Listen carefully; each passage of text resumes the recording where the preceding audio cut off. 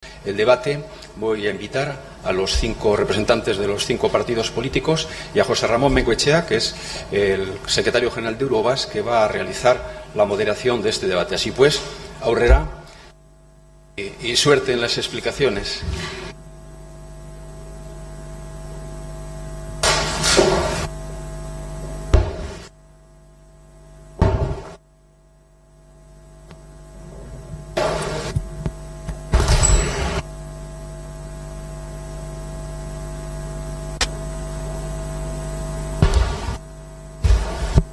Bueno, eguerdion denoi, buenas tardes, buen mediodía a todos, todas. Lehenik pixka bat ekitaldi honen dinamika azalduko dut modu laburrean. Voy a explicar brevemente la dinámica del acto de la mesa redonda que hemos planteado. En primer lugar, habrá una presentación por cada uno de los candidatos de 8 minutos. Tras esta intervención de 8 minutos abriremos un debate entre todos los aquí presentes con participación y preguntas del público. En caso de que no existan al principio muchas preguntas, pues ejerceré mi función de moderador, me las saltaré para hacer yo mismo preguntas, pero seguro que tendréis muchas preguntas.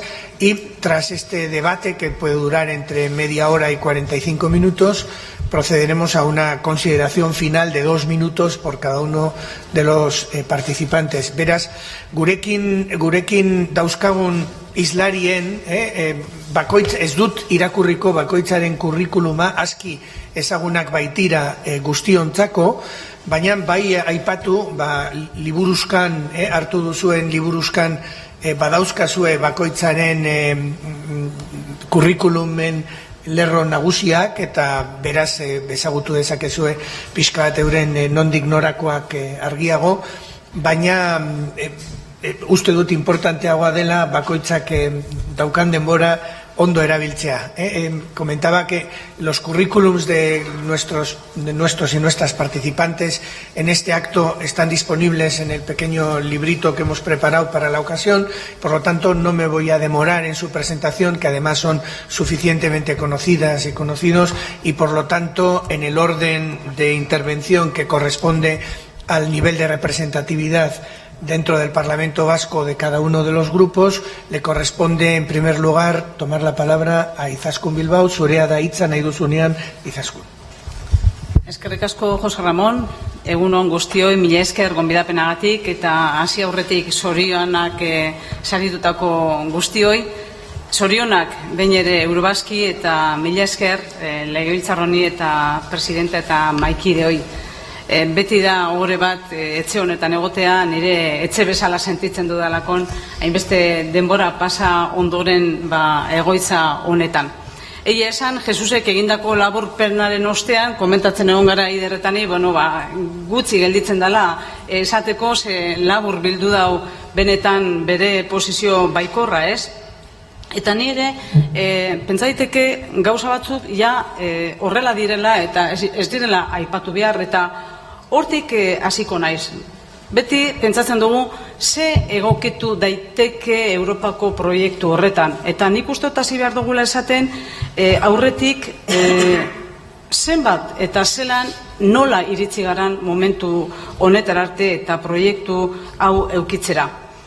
Bueno, y por eso quiero posicionarme también de manera positiva en el respecto del proyecto europeo. Tenemos crisis, sí, pero la experiencia europea nos dice, y también la experiencia de los últimos años, que Europa está siendo, a pesar de los problemas, mucho más Europa hoy que hace 10 años. Por tanto, las crisis, como en casi todos los casos, son una oportunidad o han sido una oportunidad para ir avanzando, y esperemos que en algún momento no sea así, nos podemos anticipar.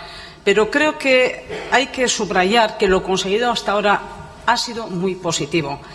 Ha sido complicado, pero creo que ha merecido la pena. Y hay que recordar una vez más que la Unión tiene su origen en un proceso de innovación social y política y una dosis de liderazgo positivo y desprendido y una visión estratégica de la que sigue viviendo hoy este proyecto de convivencia. Pensar que fue, después de 2 guerras, que alguien planteara ¿por qué no nos ponemos de acuerdo económicamente para juntarnos y hacer algo común? Eso fue una innovación política y estamos, creo que, viviendo de las rentas.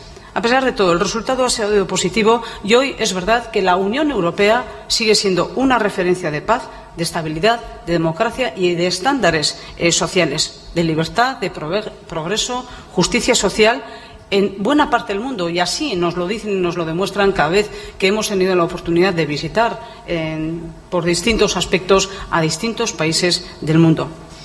Por lo tanto, creo que conviene recordar a la ciudadanía una vez más este valor y no perder de vista el mismo. Y además hay que decir que la Unión fue vista en sus orígenes como algo útil para la ciudadanía. Es algo que tenemos que recuperar, la utilidad del proyecto europeo. Podemos seguir mejorando, pero cuando juzgamos al proyecto europeo creo que deberíamos valorar lo que tenemos y lo que ha costado construirlo y tener presente que si no lo cuidamos desde los valores que han hecho posible este proceso de convivencia, corremos el riesgo de volver atrás. Creo que todos tenemos claro que no hay nada interesante en el modelo anterior, en las guerras. Costó 2 guerras mundiales y 30 años. Sentadas estas bases, es cierto que un proceso de globalización desregulado, la crisis financiera y económica que hemos vivido en estos años y las convulsiones que se viven en regiones periféricas de la Unión, que han generado los movimientos de personas más importantes de la historia reciente, han señalado también las oportunidades de mejora que tiene este proyecto. Y, en mi opinión, son claramente 3. La primera, liderazgo. Este proceso necesita liderazgos a la altura del que ejerció Schuman cuando planteó la gestión mancomunada del carbón y el acero por parte de las grandes potencias europeas. Y líderes nacionales, que no tenemos hoy en día, a la altura, con una altura de miras de lo que escasean. Mientras en buena parte de los Estados miembros se sigan nacionalizando los éxitos que produce la Unión y europeizando los fracasos, será muy difícil avanzar.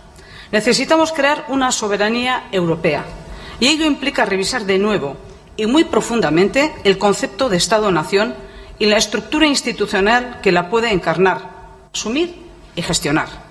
En segundo lugar, los valores.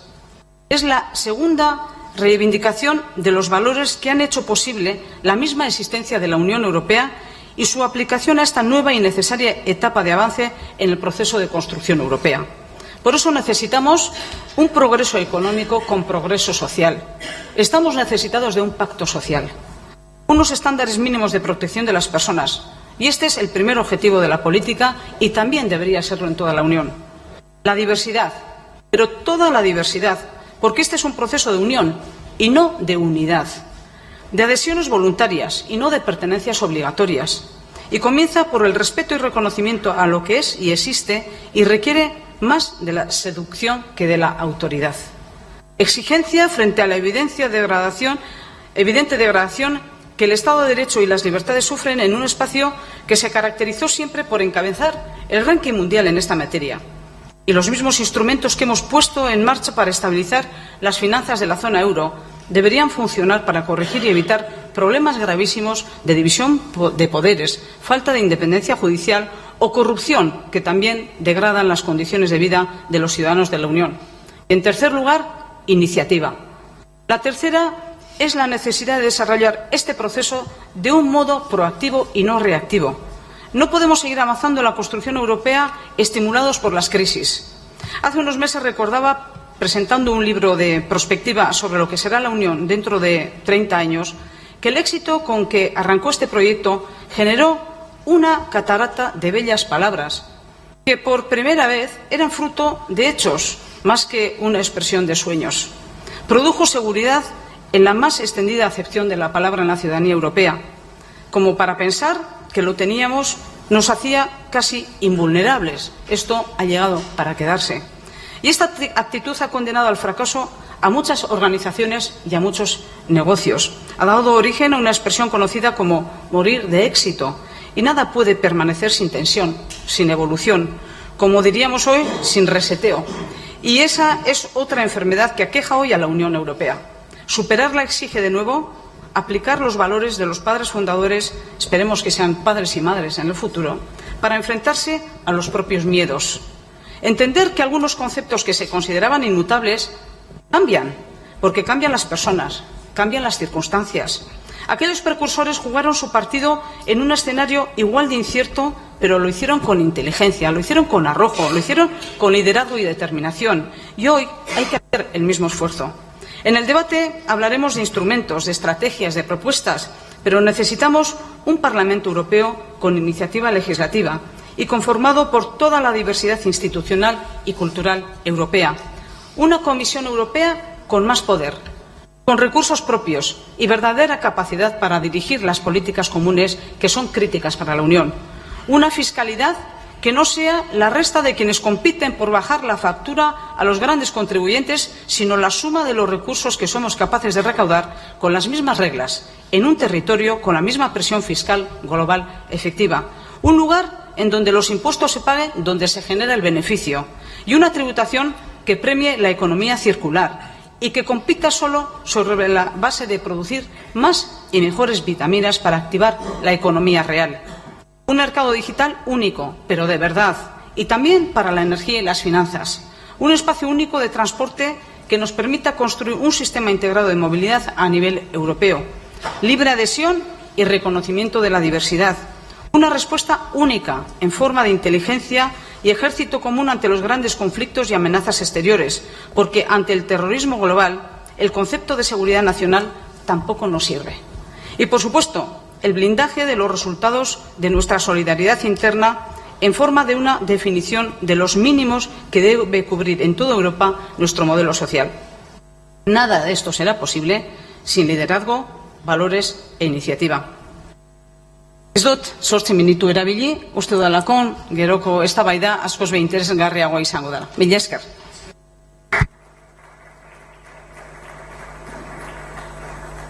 Eskerrik asko zuri, Izaskun 8 minutu justu puntuan oso ondo erabiliak. Urrengo islaria Fernando Barrena da. Zurea da hitza, Fernando. Egun on guztioi, lehenik eta behin, mila esker zuen presentziagatik eta mila esker Eurobaskeri emandako aukera honengatik. 8 minutu gutxi da, esan bezala, baino saiatuko naiz EH Bilduren jarrera Europar Batasunarekiko azaltzen, nola ikusten dugun parte hartzea eremu honetan, zertarako goazen Bruselara, azken finean ez, eta baita gure ikusmoldea honen guztiaren inguruan zein den. Galdera pausatu dut, lehenik, eta esan dut, zertarako goazen Bruselara. Eta hor hasiko naiz, sincero xamarra ezaten. Guretzako, ez dago dudarik, Parlamentu Europarra bozgorailu aparta da. Europako mugimendu aurrerako guztiak, munduko askapen mugimendu gehienak bertan daude, eta aukera parta eskaintzen du horrek, hain zuzen, lanketa politikoa egitea euskal ikuspegi batetik, jakina, eta ezker ikuspegi batetik. Bruselan, esaten dudanean, parlamentuaren barruan,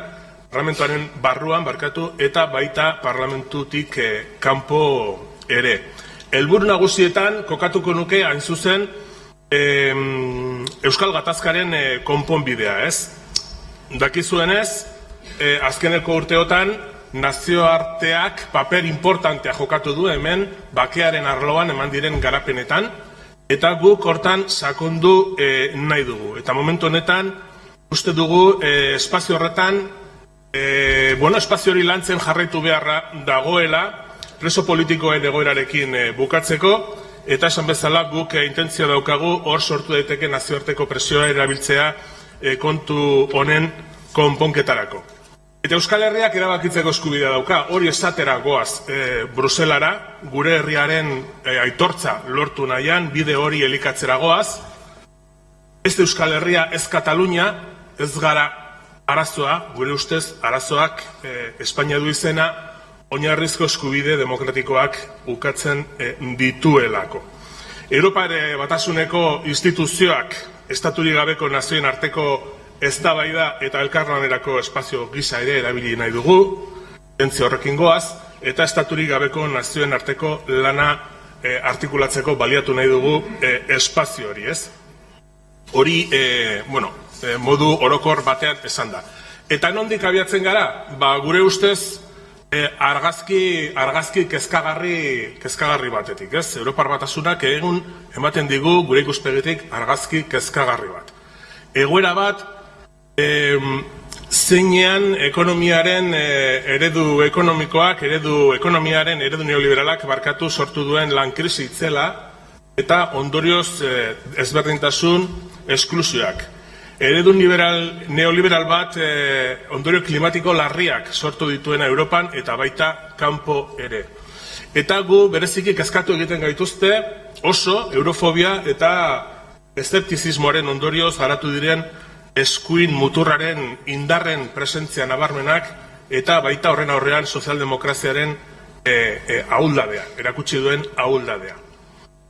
Lehen Brexita izan dugu izpide, horretik egindako interbentziotan, eta guk, Brexita esan dezakegu baita ere egungo egoera honetan eta proiektzioari begira oportunitate bat bezala ikusten dugu. Brexitak argizpiak dakartza subjektu politiko berrien agerpenareako, eta uste dugu legealdi berriak egokiera itxaropentsua ekarriko duela Katalunia, Eskozia, Korsika, Euskal Herria, Flandria eta beraz erakunde Europarren arkitektura gaurkotze beharrean kokatuko dela, gertatuko dela uste dugu. Eta eremu sozialean, ezin dugu aipatu gabe utzi haustura soziala. Eta horrekin batera, errefuxiatu eta migranteen aurkako politikari dagokionean, Europar Batasunak 2017an Turkiarekin sinaturiko akordioaren ondorio lazgarriak, ondorio horiek hor jarraitzen dutela. Argazki horrekin batera, zer gehiago esan? Gure irakurketatik desoreka politiko instituzional nabaria ematen da, Europar Batasuneko instituzioek, batzordeak, kontseiluak eta Europako Banku Zentralak egin bat ez diotelako erantzuten jendearen eskubideei eta hauek behar dituzten gure ustez politika larriei. Eta esan daiteke beraz, erakunde hauentzako, aipatu ditudan erakunde hauentzako demokrazia oztopo bat dela askotan, Grezian edota berriki Katalunian 2017tik ona ikusi dugun bezala.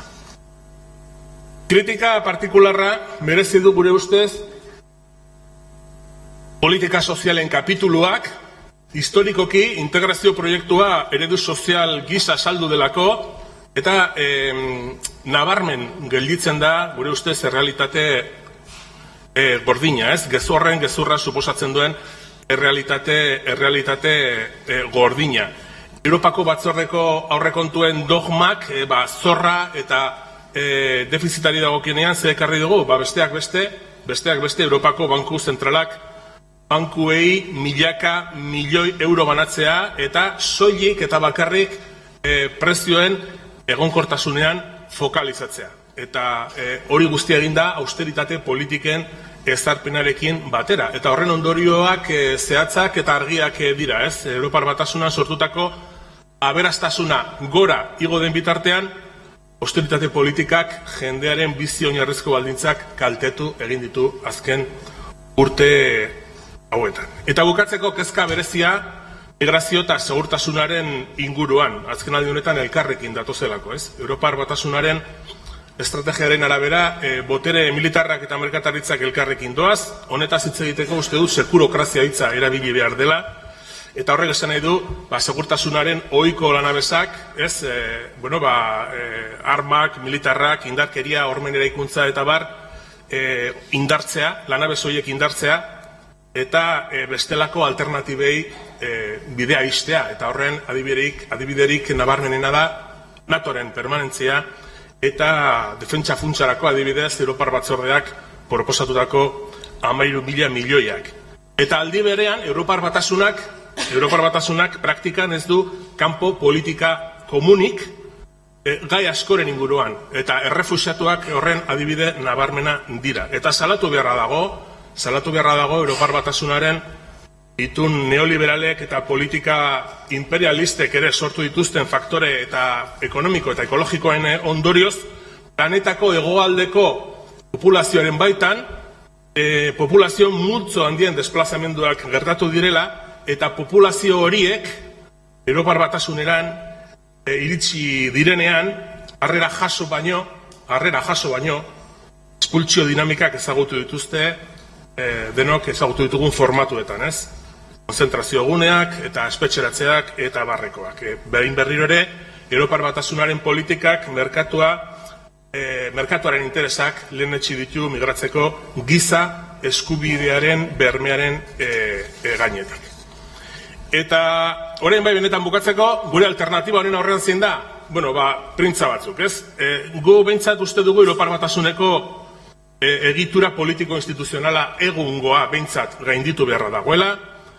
Bruselara ere bagoaz lehen esan dudan bezala Euskal Herriaren nazioarteko aitortza politikoaren bidearen lanketa politiko bat egiteko. Uste dugu Europar Batasuna diferenten bizi espazio bezala konsideratu behar dela, hori izatea nahi dugu, Europa eta etxea, sinonimo bezala, eta uste dugu Europar Batasuna borroken elkargunea dela, ez? Bizi duinaren alde, eskubide politiko eta sozialen alde, naturaren alde, hizkuntza minorizatuen alde, elkartasunean eta herrien lankidetzaren alde. Eta beraz, globalizazio ukatzailearen aurrean, buru jabetza aldarrikatzera joango gara. Eta orain bai telegrafikoki bukatzeko, lehentasunak izango lirateke guretzako demokrazia, soberania eta eskubideak. Euskal Herriak estatu aspirazioa dauka Europan, estaturik gabeko nazioen presentzia beraz segurtatu egin behar da testuinguru honetan, eta eskubide sozialei dagokionez, uste dugu urgentzizkoa dela austeritate politikekin behin betirako bukatzea, Europako Kontseiluko eskubide sozialen karta indarrean jartzea, eta guretzako garrantzia handia daukan neurri bat eta handik eta bilatuko duguna. Eta hori da, transakzio finanziarioen zerga europarra ezartzea eta jakina mugimenduen, kapitalen mugimenduen kontrolerako neurri zorrotzagoak hartzea. Eskerrik asko, Fernando.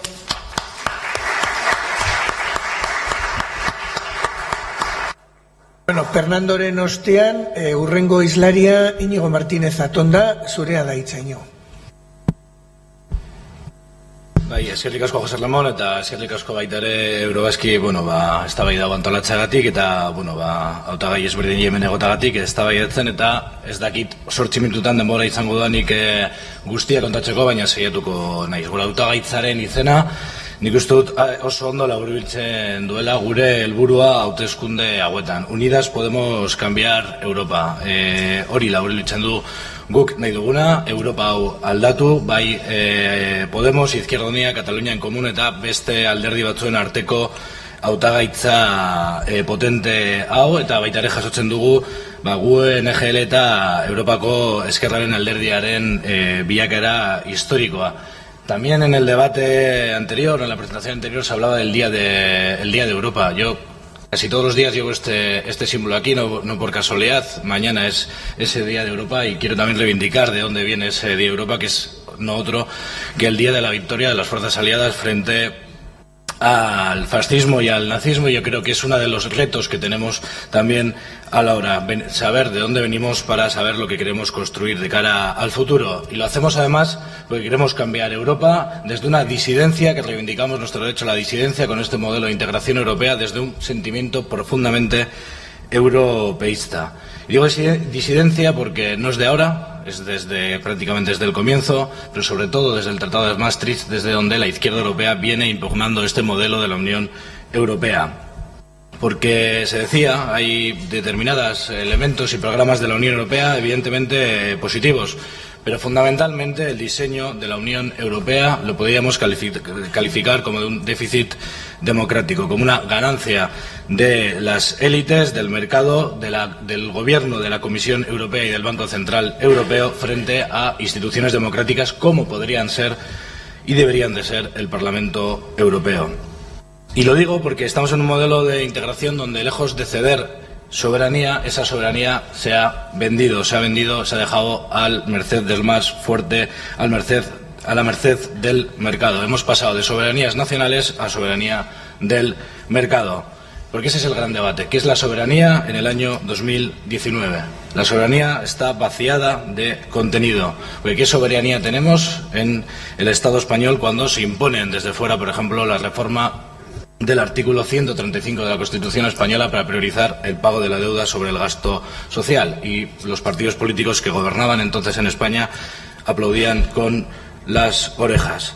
¿Qué soberanía tenemos cuando los tratados comerciales de nueva generación imponen a las legislaciones estatales cláusulas para cambiar las propias legislaciones estatales para priorizar esos tratados comerciales? ¿O qué soberanía tenemos ahora mismo en los Estados cuando las grandes decisiones económicas en la Unión Europea los toma un grupo que ni siquiera existe formalmente, un grupo que ni siquiera tiene normativa y un grupo que se reúne, como se decía informalmente, que es el Eurogrupo? ¿Qué soberanía tenemos, por ejemplo, también cuando se nos dice que no se puede intervenir en la economía desde lo público, lo cual yo creo que también, por una parte, es denunciable y por otra parte también hay que aclararlo también donde estamos en Euskadi y con un tema de actualidad, porque la Unión Europea no impide que haya empresas públicas y yo creo que es una de las grandes mentiras que hemos escuchado en los últimos meses en Euskadi con el caso de La Naval. El comisario de la Competencia aclaró a una delegación de los trabajadores y trabajadoras de La Naval ante la Unión Europea que sí, que el gobierno vasco y que el gobierno español podrían comprar los activos de dicha empresa. Por tanto, una de las cosas que se criticaba antes, que se echaba de lo malo la culpa a la Unión Europea, que muchas veces tenemos razón, yo creo que a los partidos que están gobernando también hay que decirles que no usen de parapeto a la Unión Europea para ese tipo de situaciones. Y lo mismo cuando se impuso desde fuera y se acató con alegría la privatización de las cajas de ahorro que tenemos también en este momento en Euskadi, esa privatización de las cajas de ahorro que teníamos en Euskadi. De eso es lo que estamos hablando, de esas pérdidas de soberanía, porque a los partidos, tanto a algunos partidos de ámbito estatal y también a otros partidos de ámbito vasco, muchas veces hablamos con poder, me refiero, muchas veces habla de soberanía, pero en realidad, ¿qué es la soberanía en el siglo XXI? Yo creo que habría que reflexionar sobre ello. Y la Unión Europea no deja de ser la consagración de ese sueño de pérdida de soberanía en términos de control democrático, de esa pérdida de soberanía en términos de control popular y de esa arquitectura neoliberal que pone todo en manos del mercado. Fernando también hablaba ahora un poco del contexto en el que estábamos en las elecciones europeas. Yo creo que las elecciones europeas y el resto las estamos afrontando en un momento de crisis no económica, no política, no social, sino una crisis de civilización. Y lo digo porque tenemos una crisis económica, tenemos una crisis social, pero tenemos una crisis importante planetaria, y no solo porque los jóvenes hayan salido ahora los viernes a manifestarse, sino porque ayer, por ejemplo, conocíamos un informe científico exhaustivo sobre la pérdida de biodiversidad que vamos a tener en el planeta y sobre los límites que estamos superando en el planeta. Y creo que estas elecciones, las elecciones europeas, el contexto en el que se producen, pueden determinar cambios de época, pueden determinar efectos que perduren décadas, porque la Unión Europea, como decía, está en una crisis económica, pero también en una crisis política. Hemos tenido referencias, por ejemplo, al auge de la extrema derecha, al tema del Brexit, pero esto no son fenómenos naturales. Yo me acuerdo de 5 años decíamos eso, lo que viene de Europa no es como la lluvia, o sea, no es un fenómeno natural, son decisiones políticas, y son decisiones políticas que fueron la aplicación de medidas de recortes de derechos, la imposición de gobiernos tecnócratas o de medidas antisociales durante estos años, o la asunción como propios también de los discursos de la extrema derecha por parte de instituciones europeas y de gobiernos, por ejemplo, en cuestiones migratorias.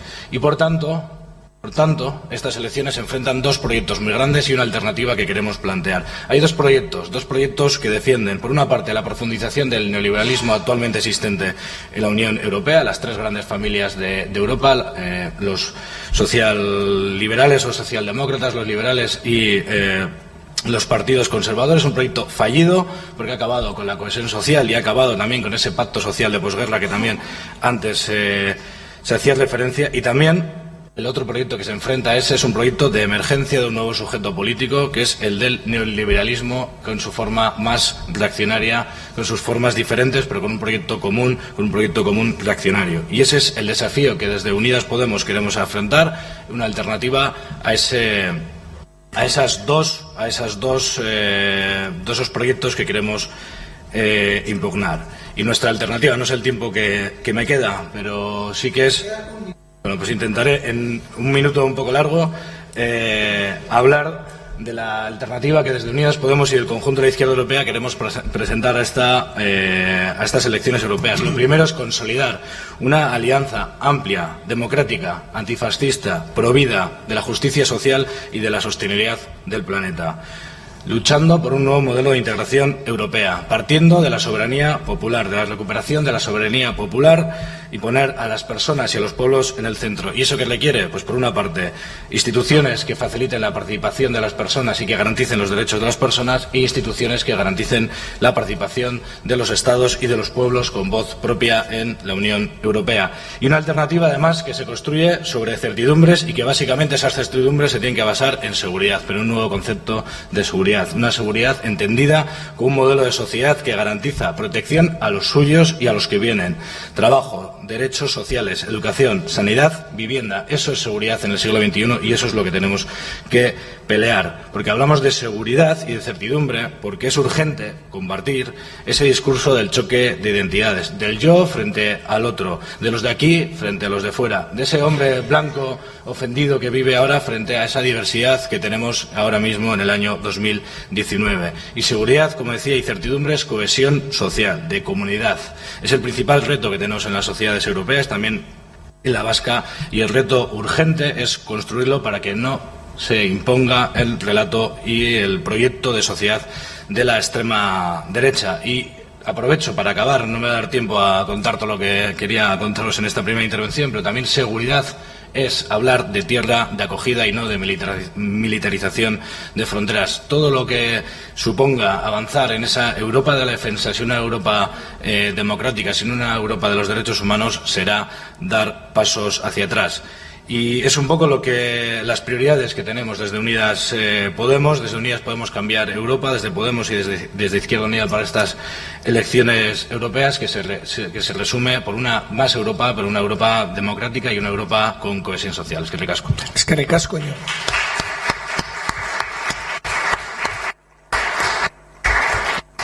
Bueno, gure hurrengo islaria, nuestra siguiente ponente va a ser Eider Gardiazabal Rubial. Tienes la palabra, Eider. Ahora sí. Bueno, pues muchísimas gracias y lo primero de todo quería dar la enhorabuena a los premiados. Es verdad que reconocer artículos y carreras periodísticas, sobre todo cuando se hablan de Europa, pues además de estar bien merecido, es creo que muy necesario con lo que nos cuesta trasladar un poco la política que queremos defender o que estamos defendiendo en la Unión Europea. Así que gracias también a los organizadores, a Eurobasque, por darnos otra vez más una oportunidad de debatir sobre lo que ha ocurrido en Europa y también sobre lo que proponemos para los próximos años. Es verdad que estamos en vísperas de una campaña electoral que yo creo que es apasionante. Todas las campañas electorales son apasionantes, pero bueno, ahora tenemos encima de la mesa ciertos retos que la hacen todavía más apasionante. Y es verdad que el contexto que vivimos ahora no es el mismo que teníamos en el 2009, cuando estábamos viendo el tsunami financiero y económico llegar a Europa, ni tampoco es la misma situación en 2014, cuando estábamos viendo cuáles eran las consecuencias de esa crisis económica que se había convertido en una consecuencia política y en una consecuencia social, y que casi esta legislatura yo la llamaría la legislatura de la resistencia, porque hemos estado aguantando el proyecto europeo y intentando que ese proyecto no se destruyera y, por lo tanto, también parando todos los movimientos populistas y xenófobos, porque en España esto es, entre comillas, bastante nuevo, pero es verdad que en Europa los llevamos sufriendo bastante tiempo y ha sido un poco esa la legislatura de la resistencia. Antes escuchaba a los intervinientes cuando hacían la presentación y yo notaba también un cierto pesimismo con cómo vemos la Unión Europea, y yo creo que hay que ir a los datos positivos, que eso es lo que nos da ganas también para seguir defendiendo el proyecto. El 75% cree que pertenecer a la Unión Europea ha sido algo positivo. Pero también es verdad que el 50% cree que la Unión Europea ha cometido errores o hemos cometido errores y que, por lo tanto, hay que tomar un camino diferente. Y yo creo que ahí, en esa parte de insatisfacción, pero también de deseo de cambio de la Unión Europea, es donde nos centramos el Partido Socialista, y eso es a lo que queremos dar respuesta y a lo que hemos intentado dar respuesta también esta legislatura. Pedro Sánchez, el presidente, cuando hizo una intervención delante del Parlamento Europeo, y es una frase que desde entonces la utilizo mucho, dijo que si queremos una Europa que proteja, primero tenemos que proteger Europa. Y esa es la doble propuesta que desde el Partido Socialista queremos hacer y vamos a hacer en esta campaña electoral. Proteger Europa precisamente para que Europa nos proteja. Y proteger Europa, para empezar, es darle la importancia que se merece.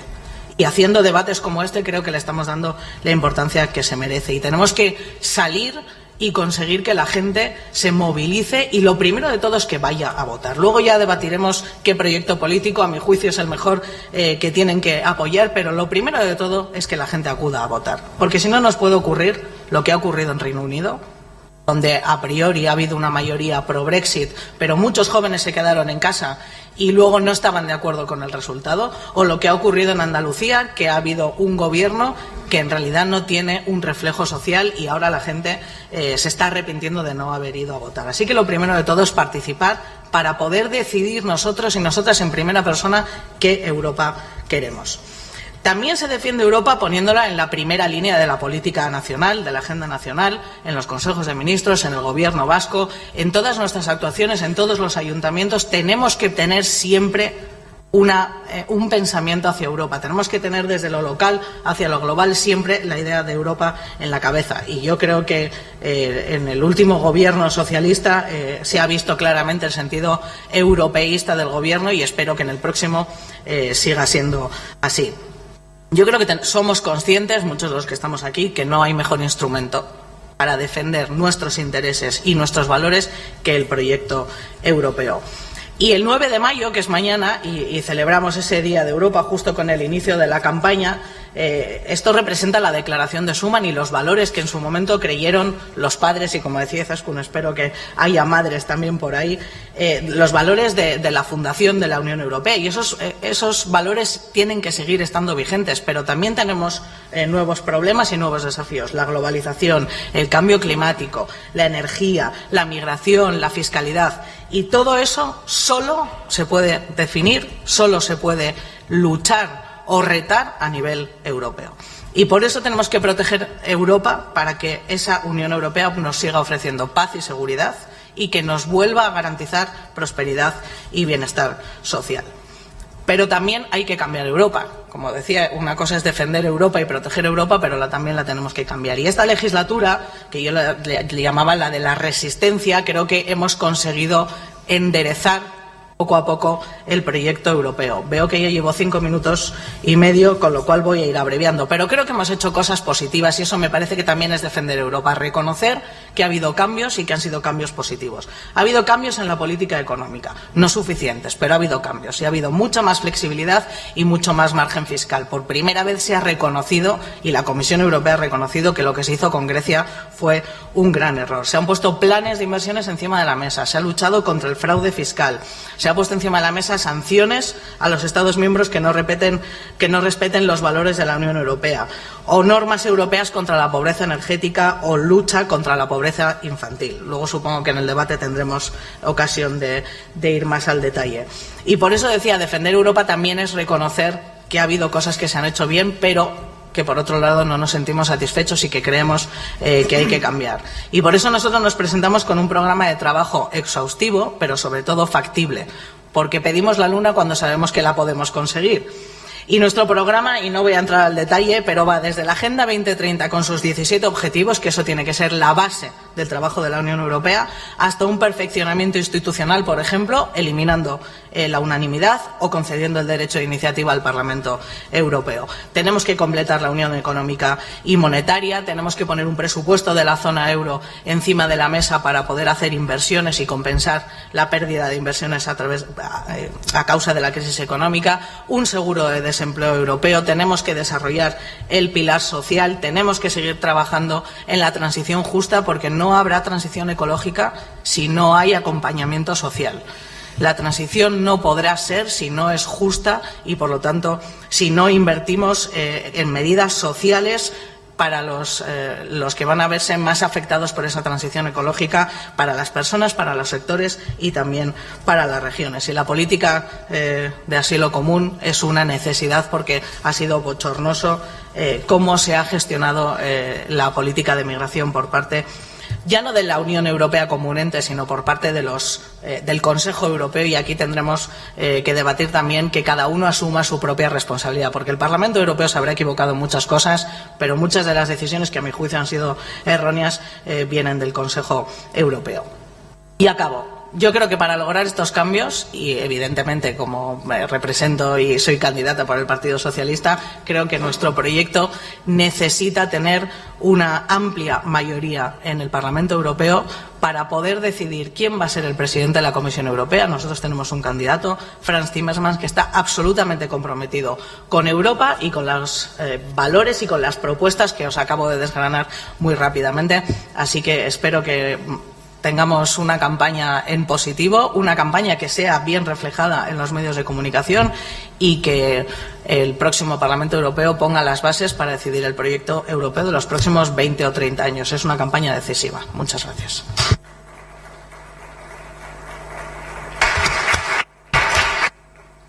Eskerrik asko, Eider. Ha sido quien más se ha ajustado al tiempo asignado, por lo tanto, mención especial. Nuestro siguiente interviniente va a ser Javier Zarzalejos. Javier, tú también tienes 8 minutos.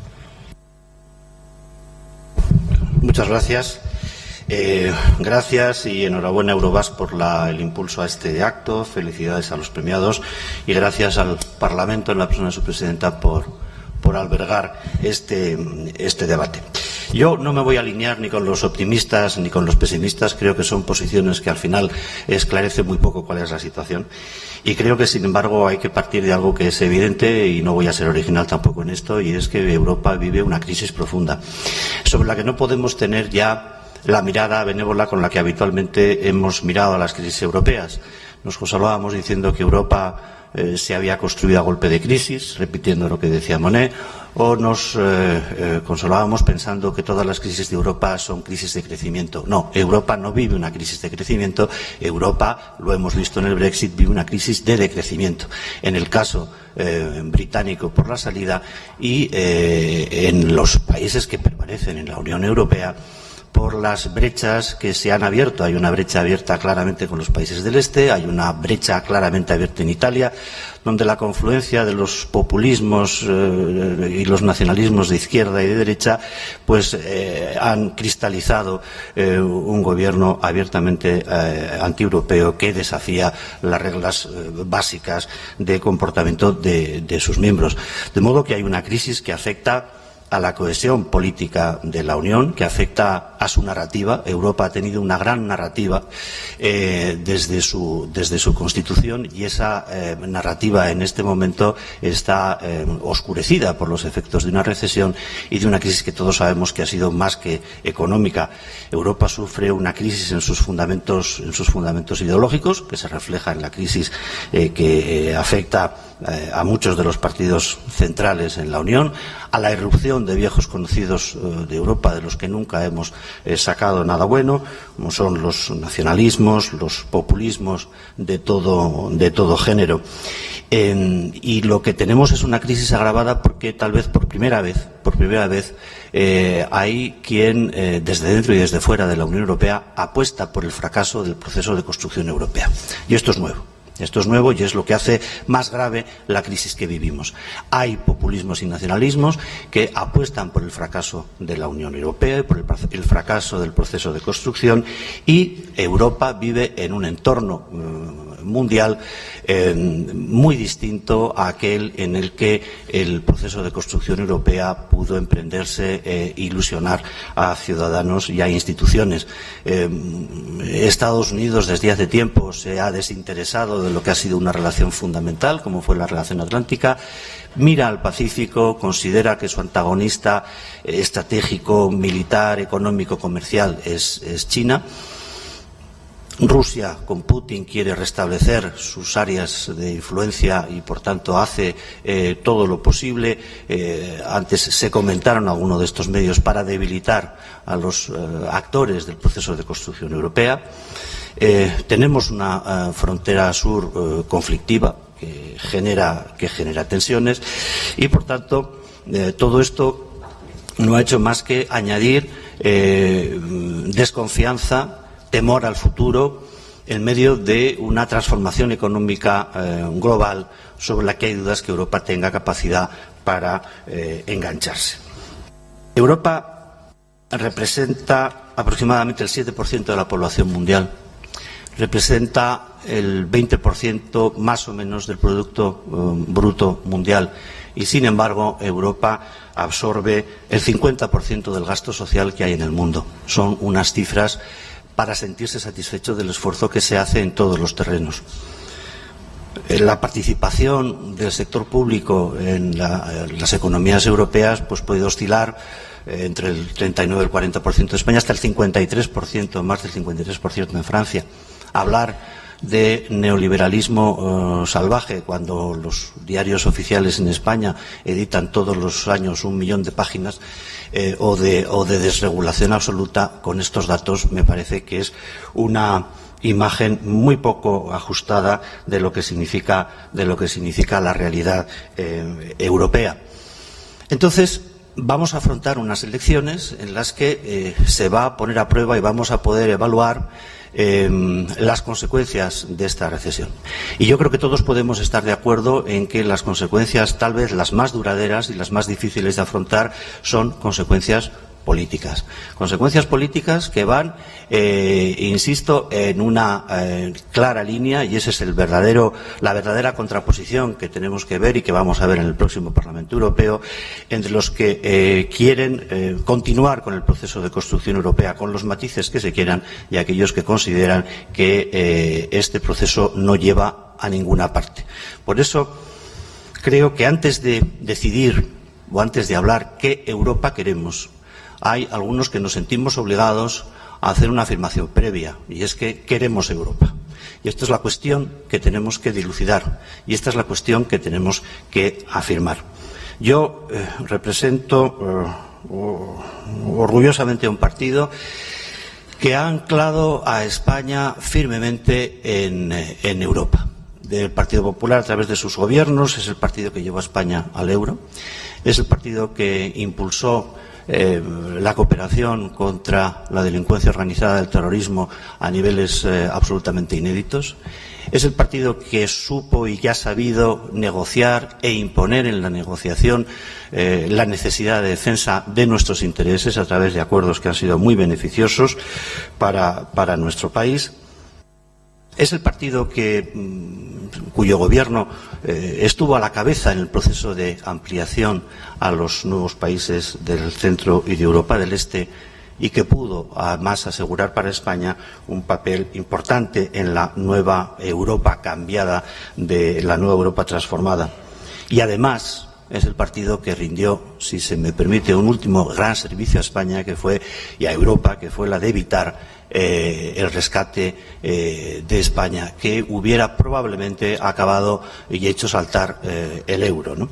De modo que no hay duda sobre lo que el Partido Popular representa, y que además representa algo importante, y es que es un partido que está entroncado con relevancia y con influencia en el primer partido europeo. Y esto viene a cuento porque si lo que queremos es estabilizar Europa, si lo que queremos es proteger a Europa, se acaba de decir, de lo que son los impulsos destructivos, de los nacionalismos, de los populismos, tenemos que reforzar aquellos instrumentos que históricamente han sabido vertebrar a Europa y que han alentado el proyecto de construcción europea. Y en ese sentido, el Partido Popular Europeo es el gran instrumento, y va a ser en este momento, y va a seguir siendo el gran instrumento de construcción y de garantía de que ese proceso continúa. No sé cuánto tiempo llevo, señor moderador. Me queda un minuto, muy bien. De cara al futuro, yo creo que tenemos que decir, queremos Europa. Primer punto. Segundo, los desafíos de Europa en el futuro no van a ser desafíos constitucionales. Hemos estado muchos años hablando de lo que teníamos que hacer con los tratados de Lisboa, el Tratado de la Unión. Los desafíos de Europa es volver a hacer que los ciudadanos europeos estén seguros y confíen de que Europa va a seguir siendo un actor económico y político relevante en el mundo. Eso significa que nuestros grandes desafíos están en reforzar el tejido productivo industrial europeo, en incorporarnos plenamente a la revolución digital, están en hacer una transición energética que va a suponer una movilización de recursos absolutamente desconocida en la historia europea y que va a suponer la transformación de nuestra economía. Significa impulsar la regulación de la economía circular y colaborativa, y significa dar respuesta a las nuevas necesidades de seguridad en una situación y en un mundo en el que tenemos que convivir no solamente con amenazas a nuestra seguridad convencionales, sino que sabemos también que esa seguridad se encuentra amenazada por las nuevas técnicas de influencia a través de la necesidad de ciberseguridad y de otras estrategias de desestabilización que están actuando sobre la Unión Europea. Creo que en torno a eso debería producirse una gran confluencia para efectivamente proteger a Europa y garantizar su futuro.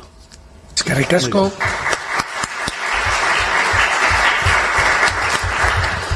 Bueno, pues agradecimiento especial a todos los ponentes por haberse ceñido a los 8 minutos que hemos coincidido. Eskerrik asko denoi benetan. Orain zabaltzen dugu eztabaida, galderak, abrimos un turno de preguntas, comentarios. Mientras se va calentando nuestra audiencia, yo sí que quisiera preguntar rápidamente. Tenemos una pregunta, pero ya que he empezado, pues no voy a abandonarla. Rápidamente, en una palabra, ¿cuál es el mérito principal de lo que se ha conseguido en esta última legislatura? Cada uno, por favor, una palabra clave. ¿Qué es lo más importante que se ha conseguido en esta última legislatura? Podemos empezar por el orden inverso, si queréis, Javier. Yo, si hubiera que resumir lo que ha ocurrido en esta legislatura, creo que se ha plantado cara a la recesión y, sobre todo, se han establecido los grandes temas que nos esperan en la siguiente legislatura, incluidos los errores de los que hay que aprender. Bueno, resumirlo en una palabra es complicado. Yo en mi intervención decía que ha sido la legislatura de la resistencia, pero si tuviera que destacar un ejemplo, a mí especialmente haber conseguido poner encima de la mesa la garantía infantil, es decir, un fondo de lucha contra la pobreza infantil, por destacar algo, pues bueno, elegiría ese. Íñigo.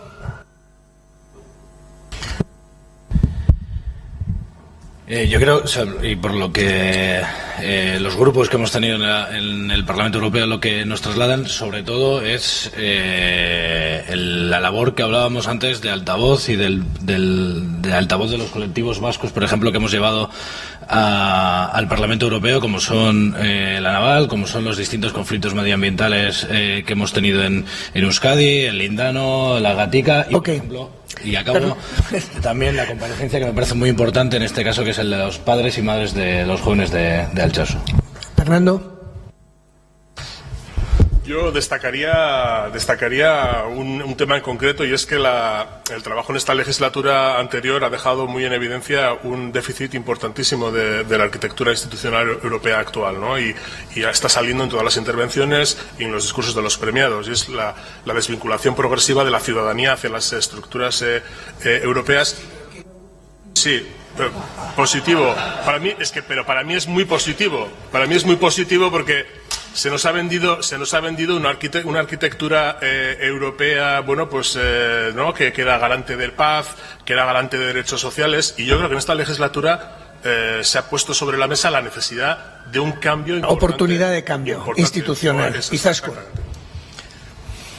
Yo creo que hemos avanzado a pesar de la crisis. Y voy a hacer dos menciones concretas con 3 programas que son importantes. No, una sola. Luego hay oportunidad. Bueno, pues una cosa que no conoce nadie. La Agencia Laboral Europea, que va a ser fundamental, que va a ser fundamental para resolver los problemas de los diferentes personas que trabajan en distintos Estados miembros, que hoy mismo tienen un montón de problemas y no tenían nadie que lo resolviera. Una Agencia Laboral Europea. Es construcción europea. Osondo.